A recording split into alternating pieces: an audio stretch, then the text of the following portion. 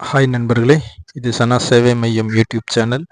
நம்ம சேனல் மூலமாக நம்ம பல்வேறு தகவல்கள் பார்த்துட்டு வரோம். இன்றைக்கி என்ன தகவல் பார்க்க போகிறோன்னா, தமிழ்நாடு அரசினுடைய ஒரு சூப்பரான அறிவிப்பு தான் இப்போ பார்க்க போகிறோம்.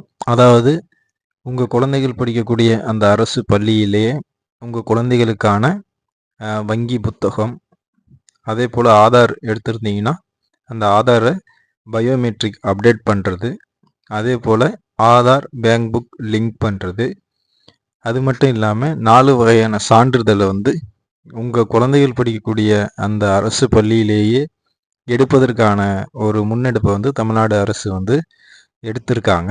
அதாவது வரக்கூடிய கல்வியாண்டில் 2024-2025 கல்வியாண்டில் 6ஆம் வகுப்பில் சேரும் மாணவர்களுக்கு அவர்களது பள்ளியிலேயே புதிதாக வங்கி கணக்கு தொடங்கப்பட்டு, அதே போல் 4 வகையான சான்றிதழ் வழங்குவதற்கான உத்தரவை பள்ளி கல்வித்துறை அமைச்சர் சில நாட்களுக்கு முன்பு வழங்கியிருக்காங்க.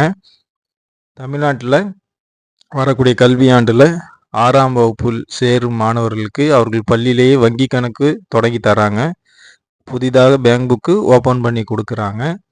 அதே போல் ஆதார் அந்த பள்ளி மாணவருக்கு இருந்தால் 5 வயசுக்கு அப்புறம் பண்ணக்கூடிய அந்த பயோமெட்ரிக் அப்டேட்டு, அதே போல் 15 வயசுக்கு அப்புறம் பண்ணக்கூடிய ஆதார் பயோமெட்ரிக் அப்டேட்டை அந்த பள்ளியிலே பண்ணிக்கலாம் அப்படிங்கிற மாதிரி ஒரு திட்டத்தை கொண்டு வந்திருக்காங்க. அது மட்டும் இல்லாமல் 4 வகையான சான்றிதழ்கள் இ சேவை மையத்துக்கு போகாமல் அந்த பள்ளியிலேயே அந்த மாணவர்கள் விண்ணப்பித்து வாங்கிக்கலாம் அப்படிங்கிற அறிவிப்பு கொடுத்துருக்காங்க. அதாவது income certificate, community certificate, nativity certificate, அதே போல் ஃபஸ்ட்டு கிராஜுவேட் சர்டிஃபிகேட், அதாவது வருமான சான்றிதழ், வகுப்பு சான்றிதழ், இருப்பிட சான்றிதழ், முதல் தலைமுறை பட்டதாரியாக இருந்தால் அதற்கான சான்றிதழை உங்களுடைய குழந்தைகள் படிக்கக்கூடிய அந்த பள்ளியிலேயே அரசு பள்ளியிலேயே விண்ணப்பித்து வாங்கி கொடுப்பதற்கான வேலையை தமிழ்நாடு அரசு இப்போது இந்த வரக்கூடிய கல்வியாண்டில் செய்ய இருக்கிறாங்க. அதாவது கல்வி படிக்கக்கூடிய அரசு பள்ளியில் படிக்கக்கூடிய மாணவர்களின் கல்வி தரத்தை உயர்த்தணும் அப்படிங்கிற பல்வேறு முன்னெடுப்பை தமிழ்நாடு அரசு செஞ்சிட்ருக்காங்க.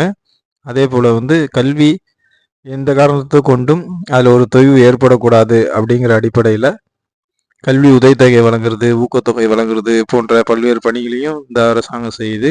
அதுக்காக தான் மேலும் ஒரு கூடுதல் தகவலாக இது போன்ற பணிகளையும் இப்போது தற்போது வரக்கூடிய கல்வியாண்டில் தமிழ்நாடு அரசு செய்ய இருக்குது. இது ஒரு மாணவர்களுக்கு மிகப்பெரிய ஒரு பயனுள்ளதாக இருக்கும்.